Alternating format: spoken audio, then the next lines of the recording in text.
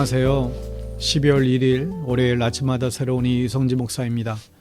한 해의 마지막 달인 12월의 첫날이네요. 오늘 하루도 주님 손 붙잡고 힘찬 하루 시작하시길 빕니다. 오늘 묵상 본문은 마태복음 5장 33절 34절 말씀입니다. 제가 34절 말씀을 몽독하죠. 나는 너에게 이르노니 도무지 맹세하지 말지니 하늘로도 하지 말라. 이는 하나님의 보좌이며. 아멘. 오늘 말씀은 맹세에 대한 말씀입니다. 예수님께서는 분명히 맹세하지 말라고 명령하고 계시죠. 이 말씀을 온전히 문자적으로 이해해서 절대로 맹세하지 않는 분들도 계십니다. 이 말씀의 참된 의미가 무엇일까요? 여러분, 성경에 맹세에 대한 법이 있습니다. 맹세는 성경적인 거예요. 그리고 사도 바울도 맹세를 종종 했습니다. 서원 기도도 했었지요. 갈라디아서 1장 20절에 내가 여러분에게 쓰는 이 말은 하나님 앞에 맹세코 거짓말이 아닙니다. 아멘. 예수님께서는 왜 맹세를 하지 말라고 하시는 것일까요? 이 당시 맹세를 함부로 하던 사람들이 있었고 그 사람들을 향하여 경고하는 것이죠. 여기서 우리는 맹세와 서원의 차이를 우리가 비교할 수 있습니다. 맹세는 말 그대로 하나님의 이름을 걸고 다른 사람들에게 말하거나 약속하는 것이죠. 방금 전에 나온 바울의 이야기는 맹세입니다. 사람들에게 말을 하면서 자신의 말을 믿어달라는 근거로 하나님의 이름을 말하는 것이죠. 서원은 하나님의 이름을 거는 것은 같지만 약속의 대상이 하나님이십니다. 하나님께 뭔가를 하겠다고 약속하는 것이죠. 성경에 나오는 사무엘과 같은 사람이 바로 서원기도와 관련된 사람입니다. 사무엘의 어머니인 한나가 하나님께 약속을 하고 아들을 바친 것이죠. 오늘 예수님의 말씀은 성경에 나오는 맹세와 서원이라는 그 제도를 막으시려고 하는 것이 아닙니다. 당시에 함부로 맹세하는 사람들을 경고하기 위함이죠. 마가복음 7장 11절에 그러나 너희는 말한다. 누구든지 아버지나 어머니에게 말하기를 내게서 받으실 것이 고르반 곧 하나님께 드리는 예물이 되었습니다 하고 말만 하면 그만이라고 말한다. 당시 사람들이 했던 나쁜 일 중에 하나가 바로 이 고르반이었습니다. 부모님께 드려야 될 물건이나 돈이 있죠. 그런데 부모님께 드리기 싫습니다. 안 그러면 또 불효자라고 욕을 먹게 되죠. 이럴 때 좋은 방법이 바로 이 고르반, 하나님께 드리기로 약속한 것이라고 그렇게 말하면 그걸로 끝입니다. 만약 부모님이 이것을 달라고 하면 하나님의 것을 도둑질하게 되는 것이죠. 하나님께 드린다고 하고서 안 드리면 누가 뭐라고 하겠습니까?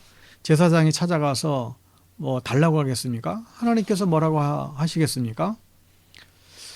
하나님은 전처럼 우리의 죄를 지적하지 않으세요. 스스로 깨닫게 하시는 하나님이시죠. 당시 사람들은 하나님의 선하심과 인자하심과 오래 참으심을 잘 이용했던 것입니다. 여러분, 하나님을 이용하는 사람이 되지 마십시오. 오늘 예수님의 말씀은 맹세를 하지 말라는 말씀이 아니에요. 하나님을 자기 편한 대로 이용하지 말라는 것이죠. 당장 위기를 벗어나기 위해서 하나님의 이름을 팔아먹지 말라는 것입니다. 여러분, 미국에 이민 가면 사기꾼들을 조심하라는 말이 있습니다. 그중에 목사, 장로 이름 걸고 광고하는 사람들을 조심하라고 하죠. 정말 목사와 장로 이름으로 비즈니스 하시는 분들이 그렇게 많다고 합니다. 하나님의 이름을 걸고 장사하는 거예요. 그러다 문제가 생기면 하나님의 이름에 먹칠을 하는 것이죠. 여러분, 하나님을 이용하지 마십시오. 하나님께서 나를 사용하시게 해야 됩니다. 그게 바로 예수님의 가르침이죠. 하나님의 도구로 사용될 수 있게 되기를 축복합니다.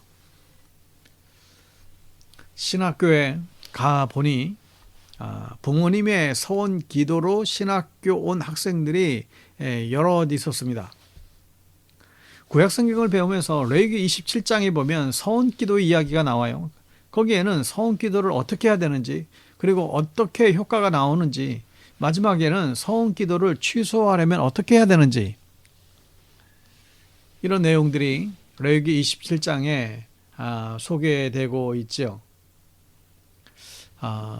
이 부분에서 한숨을 쉬는 전도사님들이 여럿 보였습니다. 취소할 수 있었는데 그 어려운 목회의 길을 부모님의 약속 때문에 들어선 분들이에요.